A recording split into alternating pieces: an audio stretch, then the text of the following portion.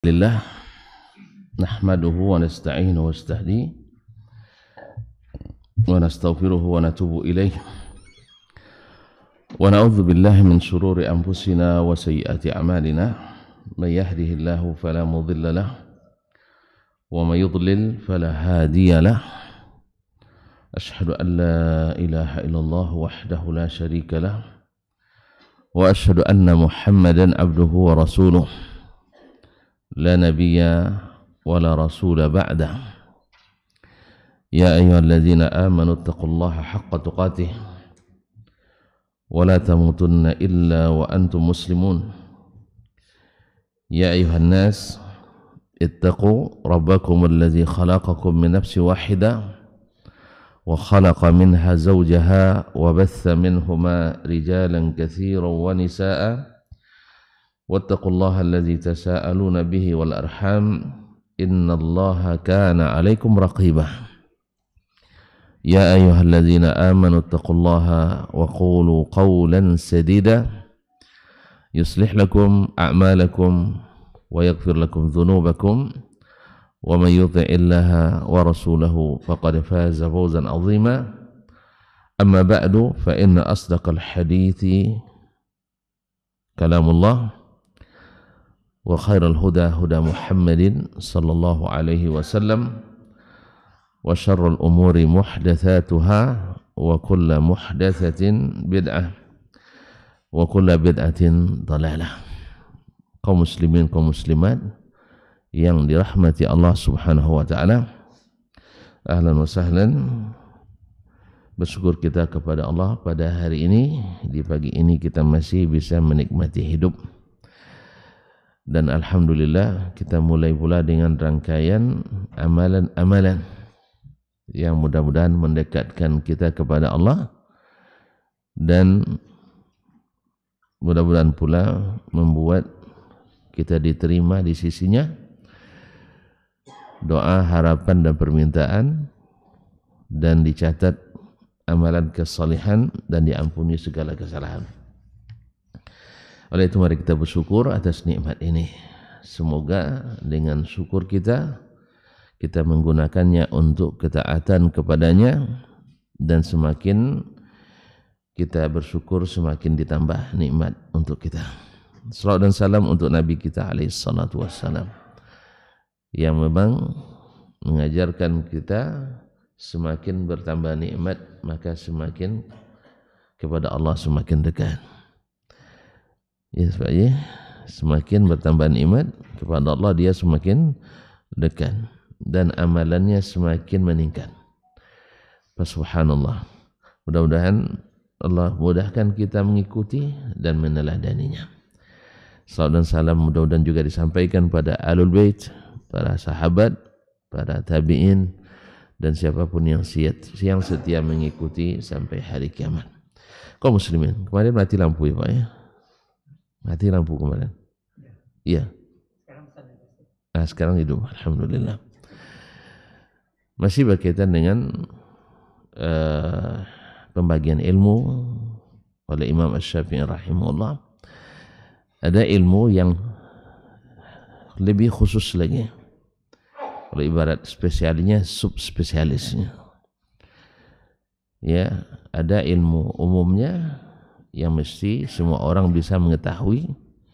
Ada ilmu khusus dalam ilmu syariat ini yang hanya didalami oleh para ahlinya, para ulama, para fuqaha.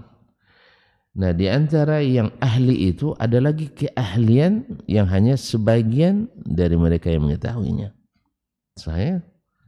Jadi ada sebagian yang hanya orang mengetahui.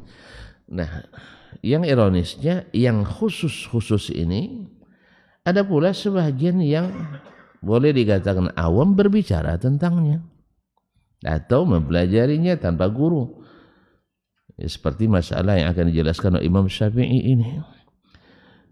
Orang tidak punya kemampuan yang mumpuni, bukan ulama, tapi baru orang yang semangat, ya, bersemangat keagamaan tinggi. Lahirnya membuat musibah terhadap Islam. Ya, membuat musibah terhadap Islam. Akhirnya dia baca kitab sendiri dipahami sendiri, diamalkan sendiri, akhirnya tersesat sendiri. Apes jadi teroris, nuduh orang lain. Nah itu masalahnya, nuduh orang pulang. Dan yang terjadi kaum muslimin dan muslimat dirahmati Allah.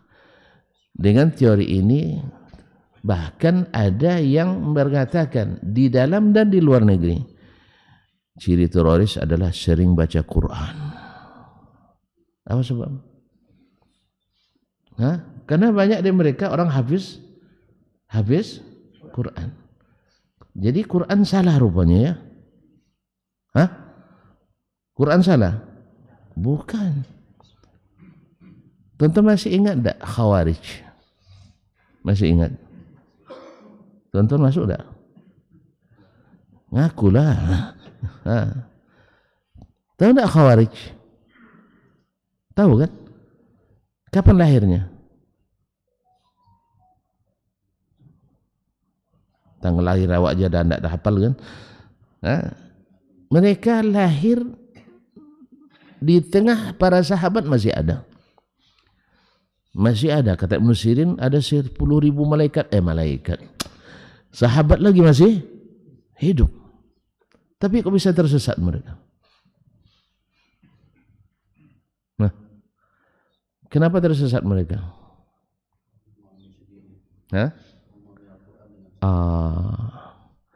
Antum terlalu umum bahasanya.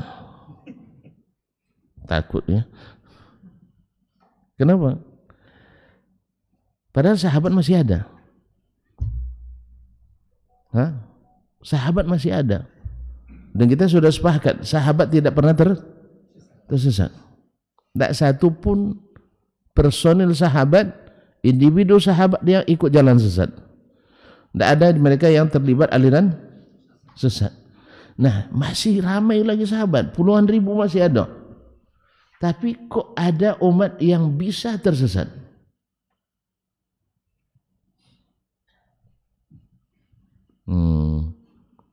Rasanya mustahil ya. Rasanya mustahil. Tapi kalau tuan-tuan tahu, ya, tuan-tuan tahu masalahnya tidak mustahil. Apa sebab? Mereka tidak mau belajar ke sahabat. Tidak mau belajar ke sahabat. Loh, kenapa tidak?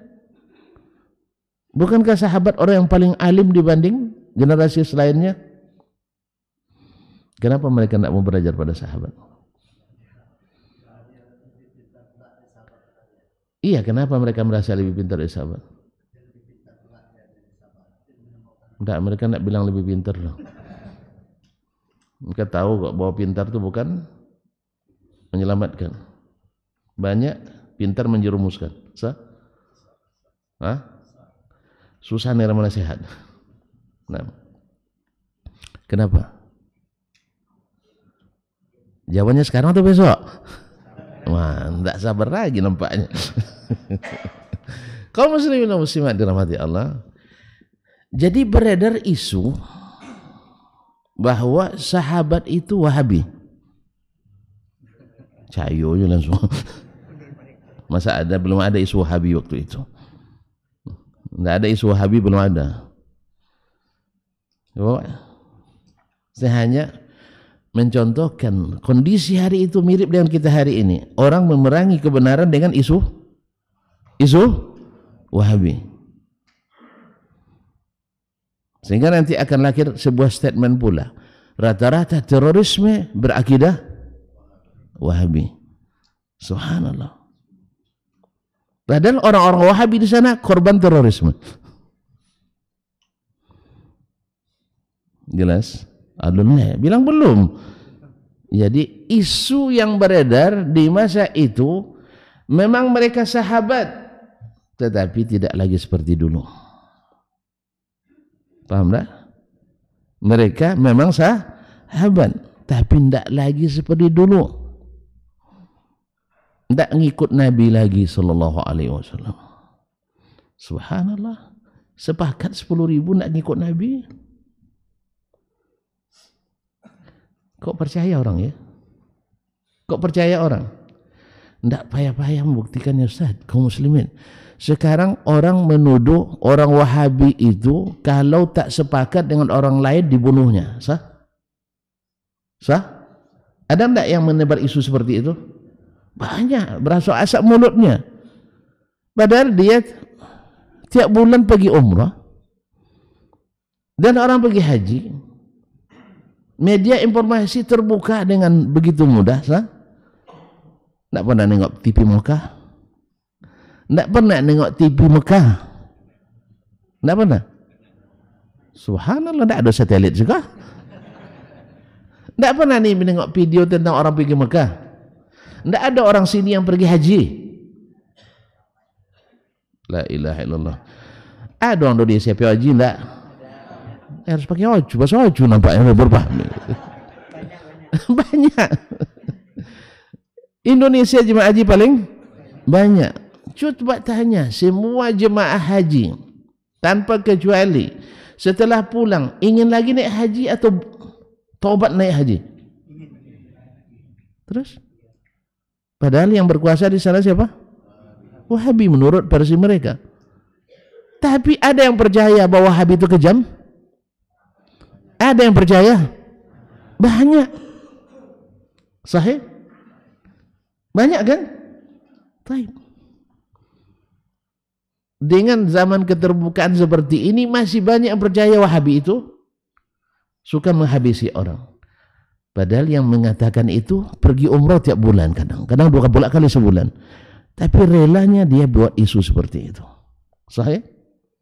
Betul? Betul apa enggak?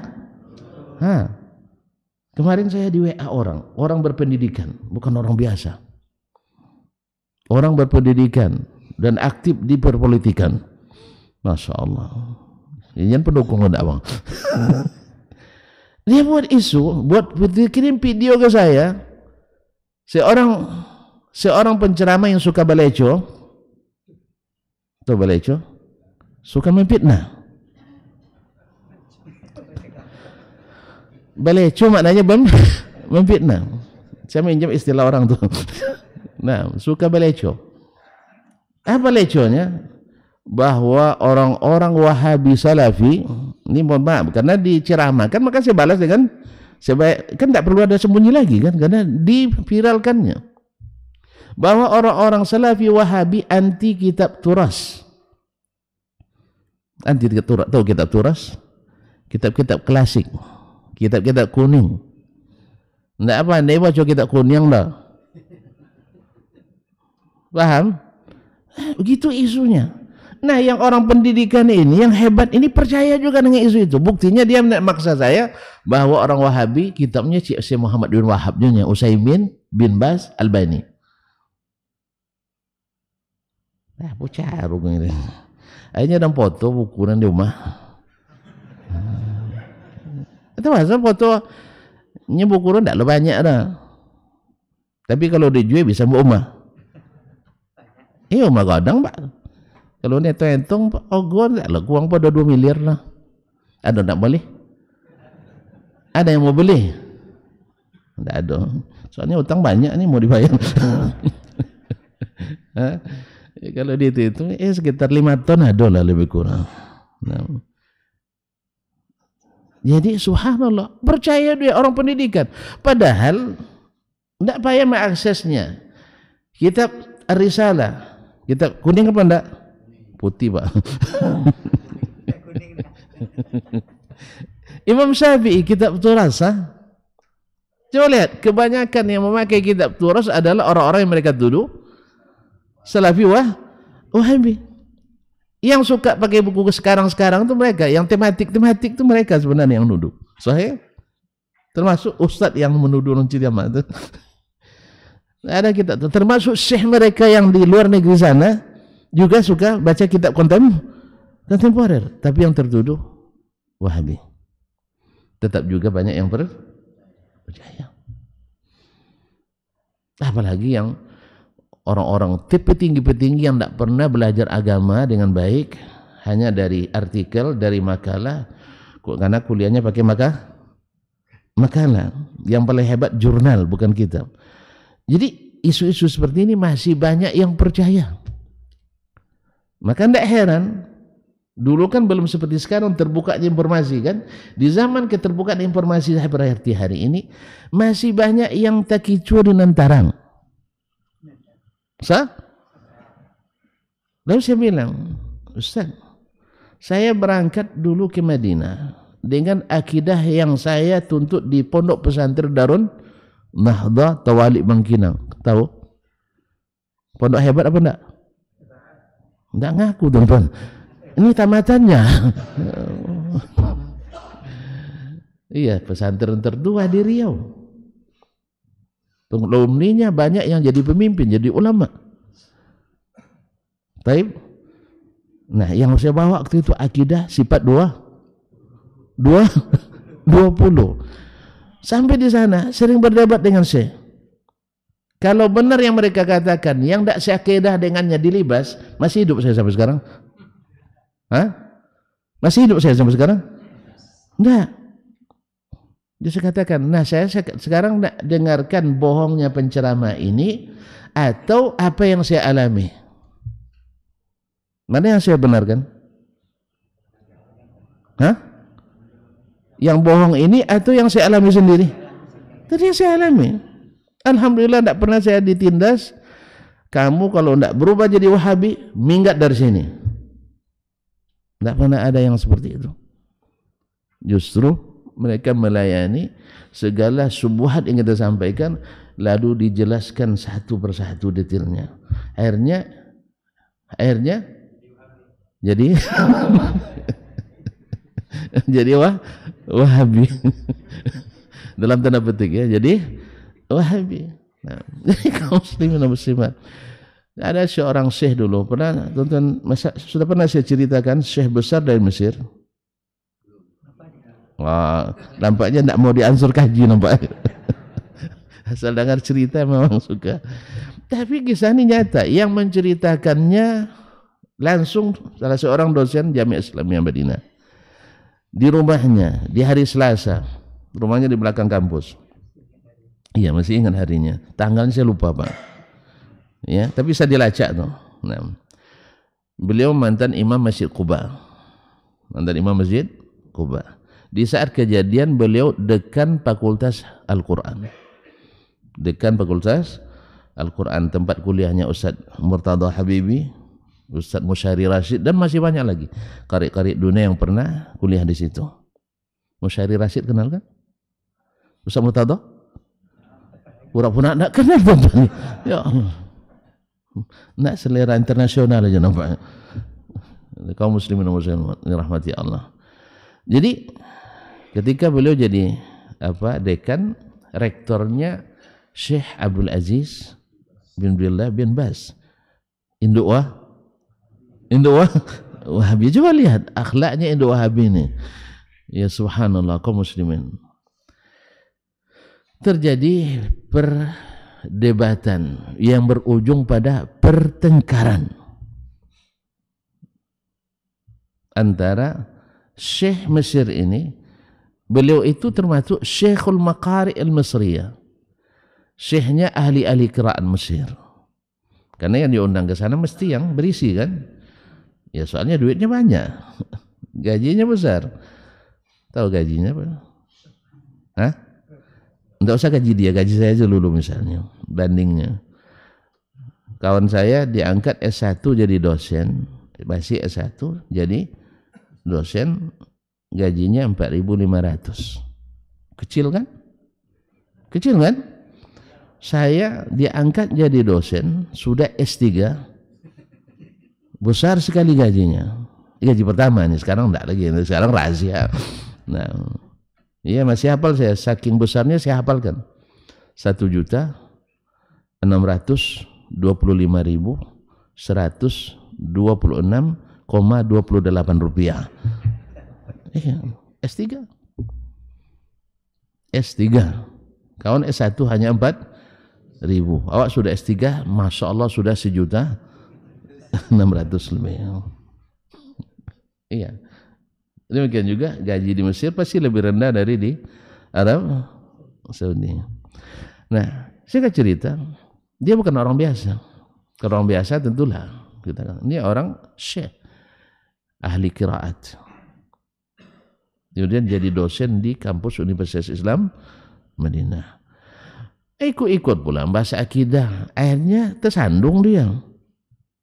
Berdebat sama orang Saudi. Yang akidahnya Wahabi. Ya, satu sifat 20, satu sifat lebih dari 20. Tentu mana yang menang? Yang lebih mesti menang. Karena dalilnya Al-Quran hadis. Yang 20 karena tidak mau kalah aja. Karena dalilnya pikiran si Anu dan si Ani. Si Fulan dan si Fulani. Nah, singkat cerita, tidak ketemu sampai terjadi pertengkaran dahsyat. Ya, Syekh masuk tak senang, mahasiswa masuk pun menyerang. Ya, dengan pokoknya maklumlah. Ya, dengan mahasiswa debatnya. Cuma siswa Saudi, kalau Indonesia aman juga lah ya. Indonesia kan G aja, nyerah aja kan. Nah, masa Saudi. Lalu sampailah kasusnya ke dekan. Ya, ini diceritakan oleh sang dekan langsung ke saya. Kalau tuan mau klarifikasi silahkan. Tapi beliau udah mati dah. Nah, tapi yang mendengarkan yang sama saya masih hidup. Ya, kalau mau saya kasih namanya. Kalau enggak usah. Nah, karena jauh sekali, antum harus mesti ke Makassar. Ada yang mau klarifikasi? Enggak. Kalau mau nanti ajak saya sekali. Ya, hitung-hitung reuni. Nah, kaum muslimin. Jadi sampai ke dekan, dicoba oleh dekan untuk mendamaikan, ternyata tidak mampu dia. Tidak bisa. Akhirnya kalau dekan tidak bisa, tentu ngadu ke Syekh lagi. Iya kan? Ke Indo Wahabi. Kan itu kita kan Wahabi ini hanya sampai Syekh bin Baz saja sanadnya. Kan itu katanya kan. Tidak kenal Syafi'i, enggak kenal Malik, enggak kenal Abu Hanifah. Tapi ada yang percaya itu masalah apa? Iya. Padahal yang paling banyak menyebar kitab turas dimanapun adalah Wahabi. Nah, tapi orang pendidikan entah gimana cara mendidiknya, tidak tahu saya itu. Nah, jadi kaum muslimin dan muslimat dirahmati Allah. Akhirnya saat diadukan atau disampaikan ke rektor, dilaporkan, nah rektor Syekh bin Baz surati sang Syekh untuk menghadap tanggal sekian jam sekian. Dapat surat cinta seperti itu. Karena dia biasa curiga pada Wahabi, sekarang lebih curiga lagi. Karena bayangannya sejak di Mesir sana, orang Wahabi garang-garang, kan itu bayangannya. Pokoknya akan menebas siapapun yang tidak sepaham dengannya, kan itu bayangannya. Iya enggak? Kalau tuan-tuan berburuk sangka ke saya, lalu saya atasan antum, bikin surat untuk menghadap, apa yang terbayang? Lah, habis kita. Kan itulah habis kita. Itu juga yang dia bayangkan. Misalnya besok dia harus menghadap, malam dia kemas-kemas. Kopor aja. Dah bungkus-bungkus barang dia. Artinya kalau dia deportasi, dah selesai, dah siap. Jelas ya? Kemas-kemas. Pergi dalam keadaan loyo aja nampaknya nih. Kan menghadap Syekh kan tidak mungkin dia menang lagi kan itu. Kan tidak mungkin dia menang lagi itu. Kalau menghadap mahasiswa mungkin dia bisa maksa. Kalau kamu tidak ngaku nanti nilai dimainkan gitu kan. Tapi kalau dengan Syekh tidak ada. Mati gas yang dilokok. Tahu mati gas yang dilokok? Nah, terjemah lagi nanti panjang cerita. Nah, gas yang tahu, gasing. Terus kalau matinya dilekukan gimana? Habis main. Habis main. Iya, tapi kalau di tanah datar kan masih kesana kemari dia kan. Nah, itu istilahnya orang kalau sudah kehabisan jurus disebut mati gas yang dilokok. Sama dengan suami yang tunduk pada itulah mati gas yang dilokok. Jadi dia bobojo main dulu. Bope sarapan pun semana kena telepon. Ini kaum muslimin dan muslimat dirahmati Allah Subhanahu wa taala. Sampai ke kantor Syekh. Kalau Syekh bin Baz kantornya terbuka. Enggak pakai protokol rumit-rumit. Paham sih? Beliau juga enggak ingin dijaga security. Karena dia enggak menginginkan kecuali ridha Allah. Orang kalau cari ridha Allah enggak perlu dijaga, enggak perlu pakai protokoler dia.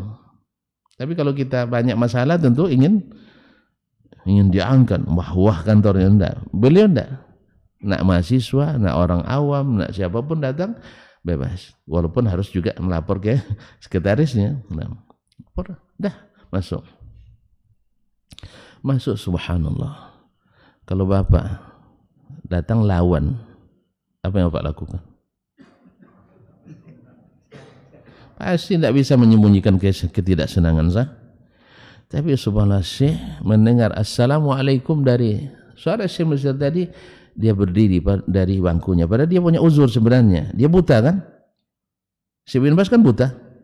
Tapi dia berdiri ada sonsong Syekh itu ke pintu. Nah kalau masih disonsong ke pintu gimana? Hah? Masih ada penghormatan? Masih. Supaya Syekhnya jangan gemetaran dulu nanti. Iya. Ya Syekh hebat-hebat apapun kita, dipulangkan paksa tuh tidak enak, sah? Sehebat apapun kita, apalagi Syekh, bebannya luar biasa itu. Kenapa? Saya pernah digertak juga oleh pimpinan di sana karena menjamin orang yang bermasalah, digertak.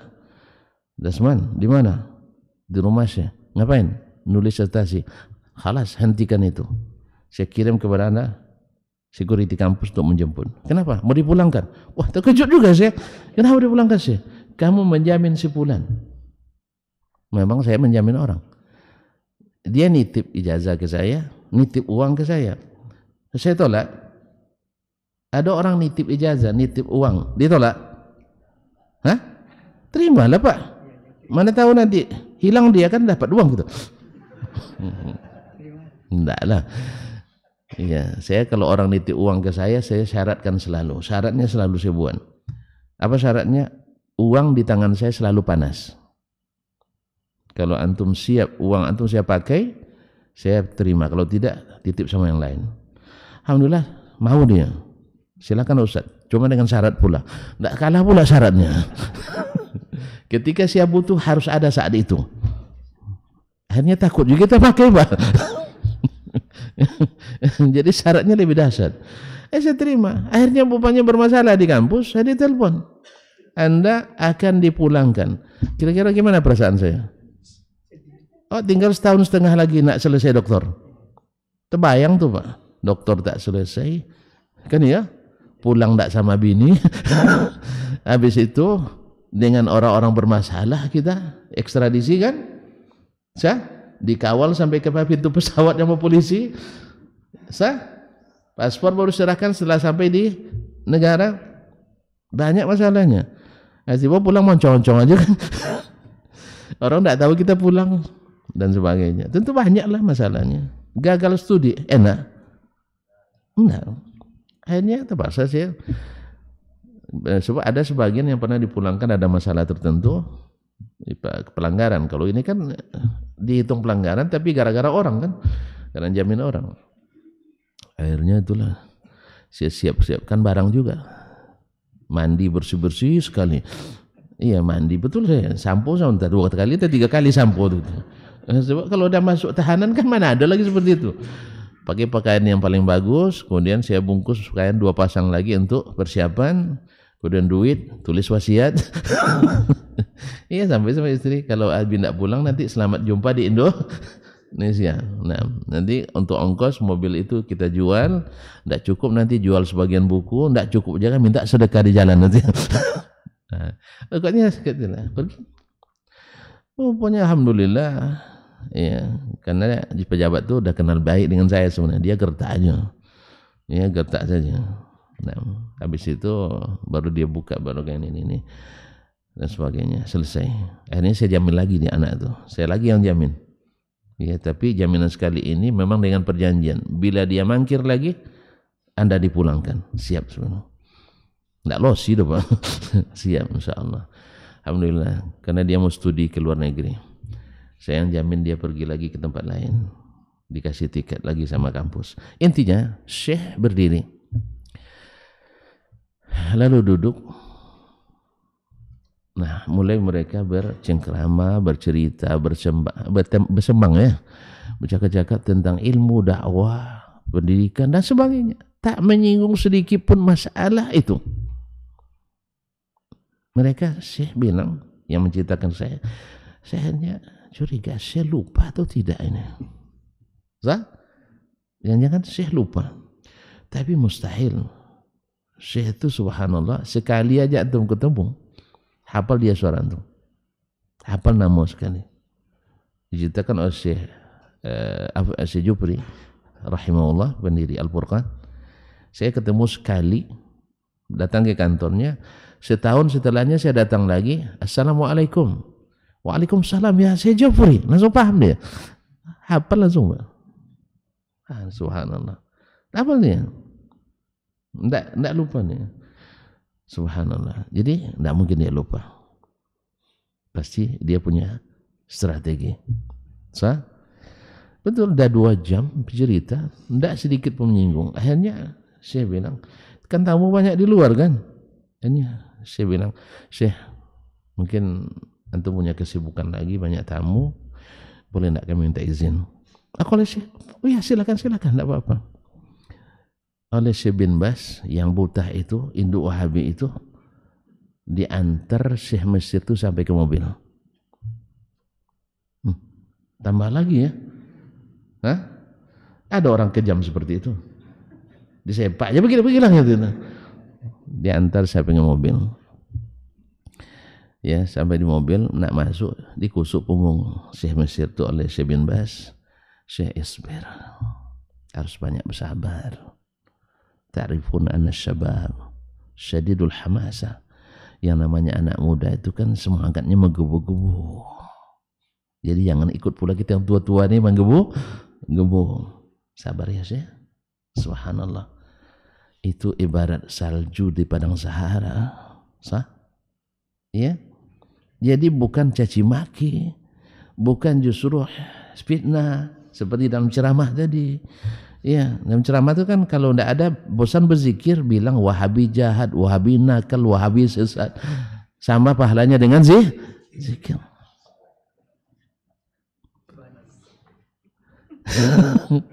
Ada Wahabi ngajar kayak gitu? Hah? Nggak ada. Tapi gitulah subhanallah. Yang lucunya yang berpendidikan ini percaya juga dengan fitnah seperti ini. Itu yang saya sayangkan di zaman keterbukaan seperti ini. Kenapa cerita ini keluar tadi? Pikirkan dulu, saya sambung ceritanya. Enggak, saya sambung ceritanya. Lepas itu baru ditutup pintu mobil, sang Syekh langsung bilang sama dekannya, bawa sini kitab-kitab Wahabi itu kan. Bawa ke sini kitab-kitab Wahabi itu. Rupanya walaupun sudah tinggal di Madinah, ya walaupun sudah syekh besar, ulun pun wajo san kita Wahabi dulu deh. Belum pernah baca kitabnya, hanya terima kata si fulan, Padahal kata Nabi, bi'sa matiyatur rajul qalu, seburuk-buruk kendaraan seseorang hanya berdasarkan perkataan mereka. Sekarang dia buktikan, ternyata Wahabi tidak garang. Ternyata Wahabi tidak keras. Ternyata Wahabi tidak melibas siapapun yang tidak sepaham. Inilah akhlak. Jelas ya? Tapi kan masih ada juga yang percaya dengan fitnah. Ya apa boleh buat? Jangankan orang sekarang, di generasi tabi'in.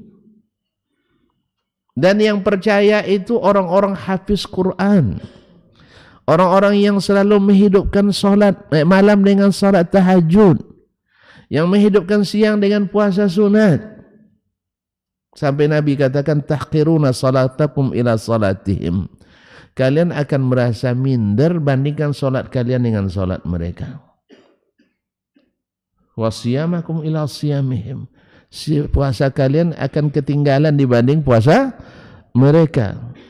Yaqra'una al-Qur'an, mereka rajin baca Quran, tapi hanya sampai di tenggorokan. Apa sebab? Termakan isu tadi. Jangan belajar sama Wahabi. Jangan belajar sama sahabat itu. Mereka tidak seperti Abu Bakar dan Umar lagi. Mereka sudah berubah jadi alat pemerintah. Jadi boneka Yahudi. Bahasa sekarang. Boneka ya Yahudi. Wahabi itu bentukan ya Yahudi. Orang pendidikan tinggi masih banyak bertanya. Padahal kan dengan mudah, dengan kasat mata, yang membuat kerjasama dengan Yahudi yang menuduh atau yang tertuduh? Orang-orang Mesir menuduh. Kedubes Israel ada di Mesir. Arab Saudi? Ada kedubes Arab Saudi, Israel Arab Saudi? Ada? Nanti udah mulai termakan isu nampaknya.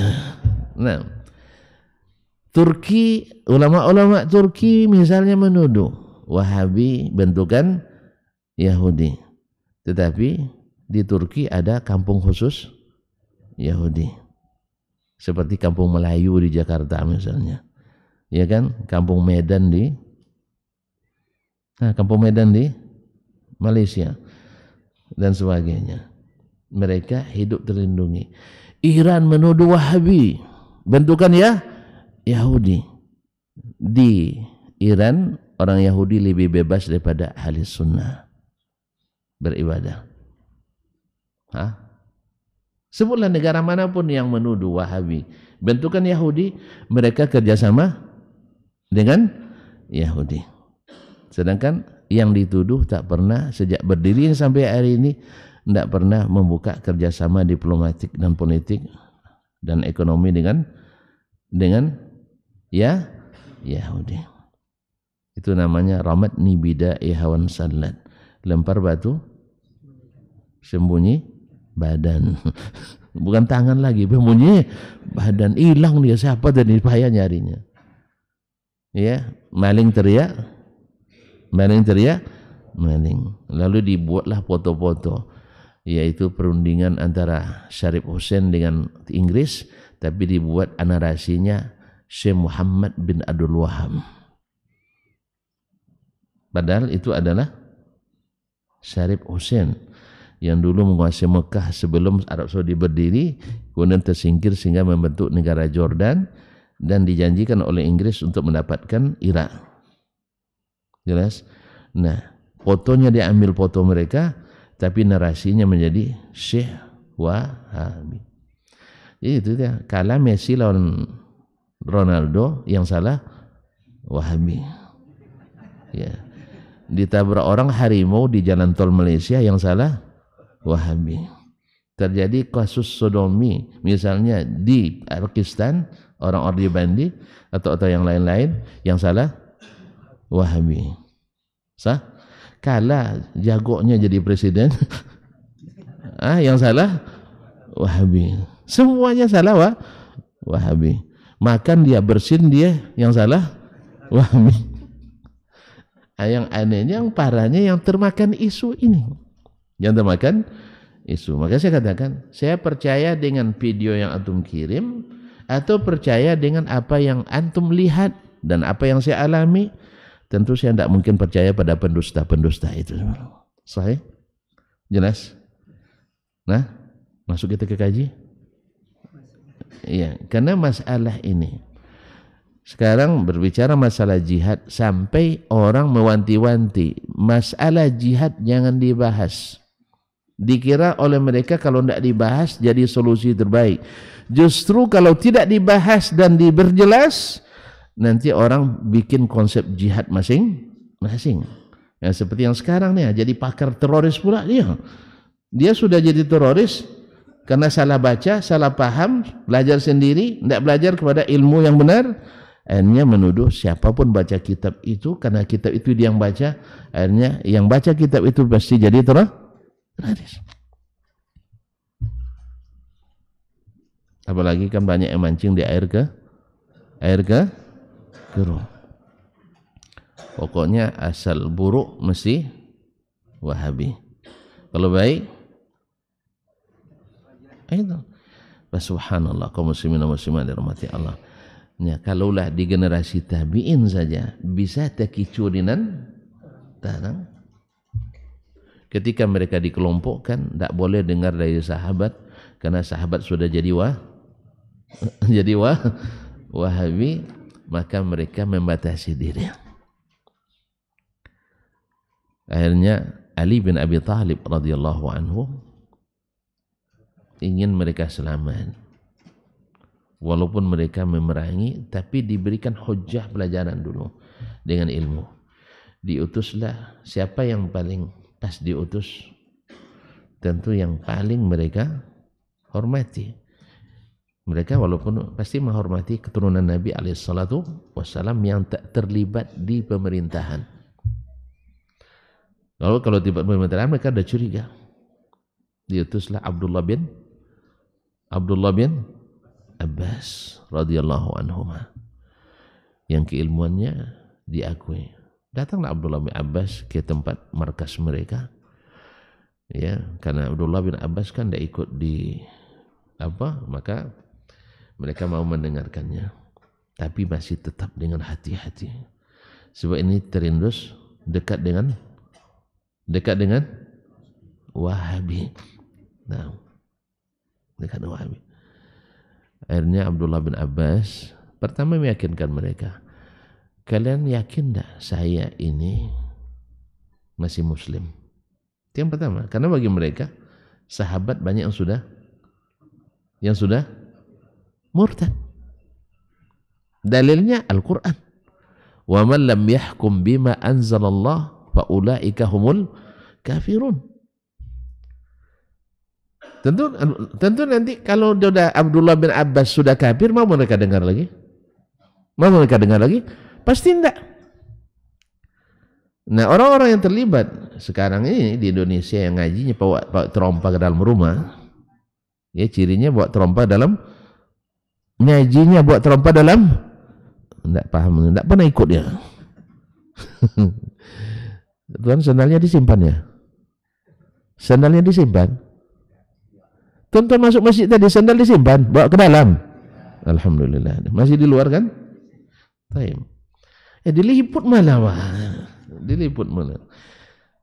Ngajinya bukan 12 malam. Paham Pak? Kita ngaji di tempat terang, diliput. Mereka itu dulu ngaji di tempat tertutup, bukan gelap, tertutup.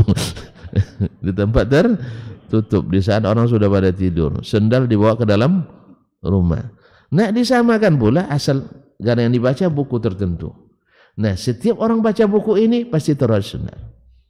Sebab miliaran orang, ratusan juta orang baca kitab itu tidak teroris. Antum aja yang teroris, berarti antum salah kaji. Tidak bisa kita katakan, misalnya ada 1 dari 1000 murid, 1 dari 1000 murid, yang 999 lurus. Tiba-tiba yang 1 ini bengkok sendiri dia, jadi narkobawin. Jadi apa namanya?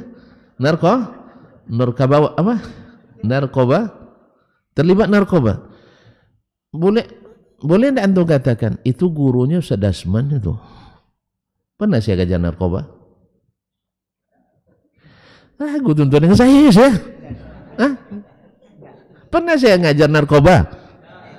Bilanglah keras-keras. Enggak ada. Cuman dia entah dapat di mana dia. Sebab kalau kita telisik kembali, banyak pendiri-pendiri aliran sesat, banyak mereka yang bermajelis ke majelis sahabat. Sahih. Misalnya pernah duduk di majelis Abdullah bin Umar, tapi puluhan ribu murid Abdullah bin Umar lurus, di atas sunnah. Tiba-tiba datang Al-Juhani, Ma'bad Al-Juhani, menyimpang dia. Terus Abdullah bin Umar yang salah? Hah? Al-Quran yang salah? Hadis yang salah? Enggak. Dia salah sendiri menerima. Wasil bin Atha, siapa gurunya? Hasan Al-Basri. Tahu Hasan Al-Basri? Banyak orang kaya nama Hasan Basri. Padahal Syekh Hasan Basri itu miskinnya. Nah, jadi kaum muslimin saking terkenalnya namanya ada di seluruh dunia, saking tinggi ilmunya namanya dipakai di seluruh dunia. Sama dengan Qarun, saking kayanya hartanya ada di seluruh dunia. Iya, saking kayanya. Kalau ini saking ilmunya, namanya dipakai orang di seluruh dunia. Pendiri aliran sesat yang kepadanya berpuncak aliran lain yang sesat, aliran pemikiran, pendiri Mu'tazilah, Wasil bin Atha, murid Hasan Basri. Tentu antum salahkan Hasan Basri nanti. Hah? Murid Hasan Basri ratusan ribu orang. Lurus-lurus, terus dia bengkok sendiri dia. Apa sebab? Tidak mau mengikuti ilmu yang diajarkan syekhnya. Ini yang salah bukan sahabat. Jelas ya? Nah, bukan kitab. Bukan Al-Quran salah, bukan hadis. Antum belajar hadisnya sembunyi-sembunyi. Itu masalahnya. Jangan sembunyi-sembunyi belajarnya di tempat terang.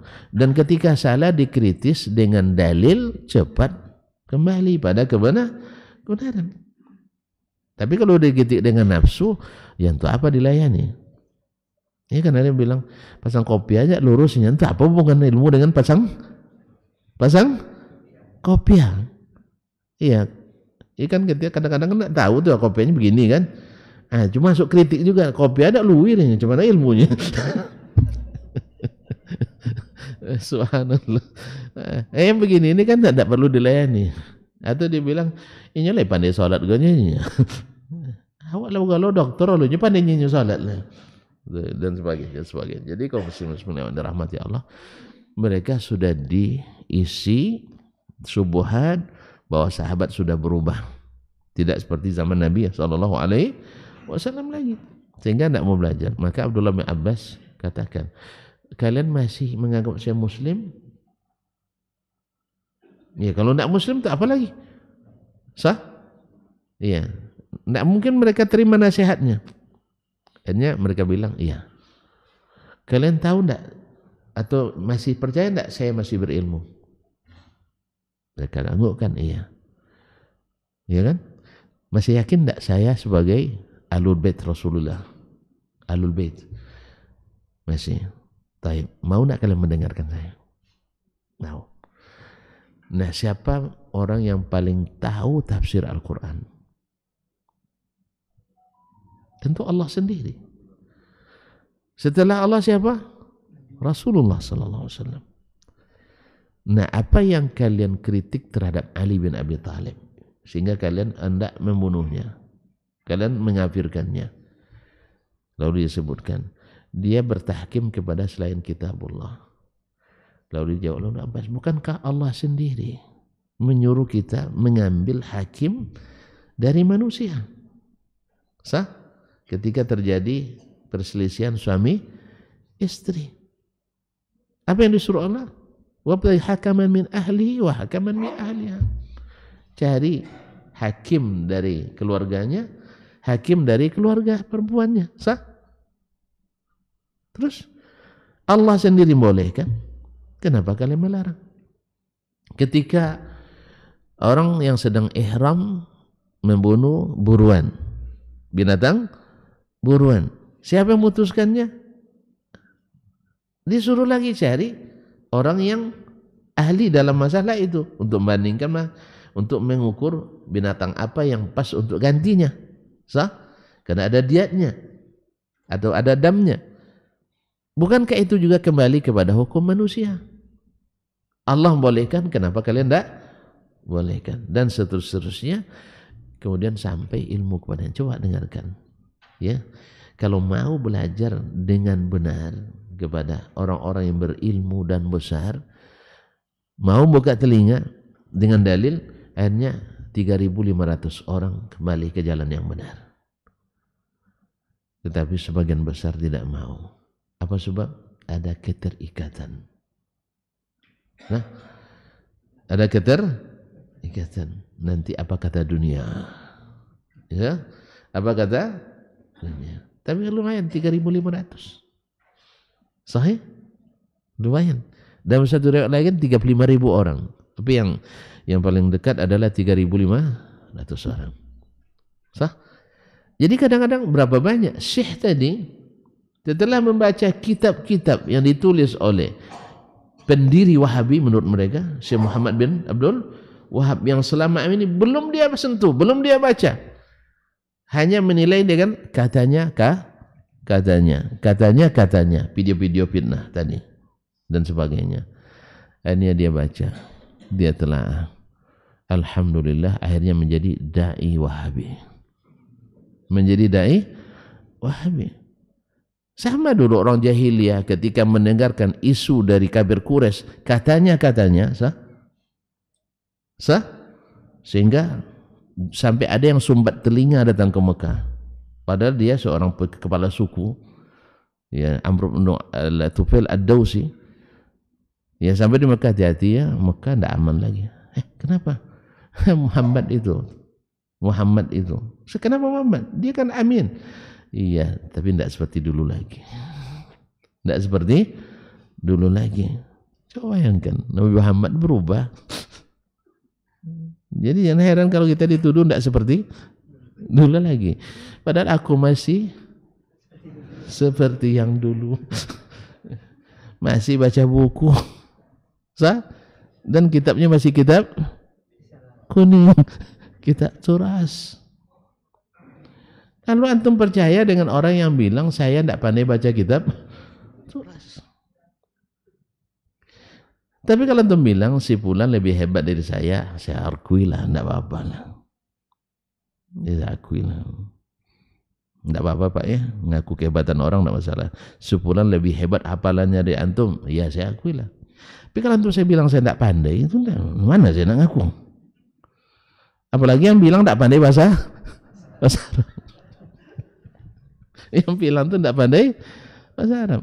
Nah, jadi kaum muslimin dan muslimat, nah, akibat mereka membaca isu-isu besar ini tidak merujuk kepada ulama-ulama besar, hanya kepada dai-dai tenar, akhirnya mereka terlibat dalam gerakan khawarij waktu itu. Nah, sadar tidak mereka khawarij? Sadar tidak mereka jadi khawarij? Tidak. Justru mereka menuduh sahabat yang itu. Padahal silsilah ilmu itu kan kata Nabi SAW, tasma'un wa yusma'u minkum.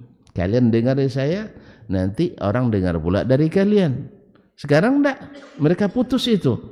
Nabi, sahabat mendengar dari Nabi, mereka enggak mau dengar.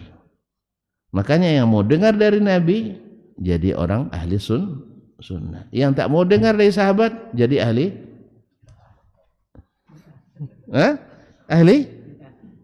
non sunnah. Ahli non sunnah. Kan ya?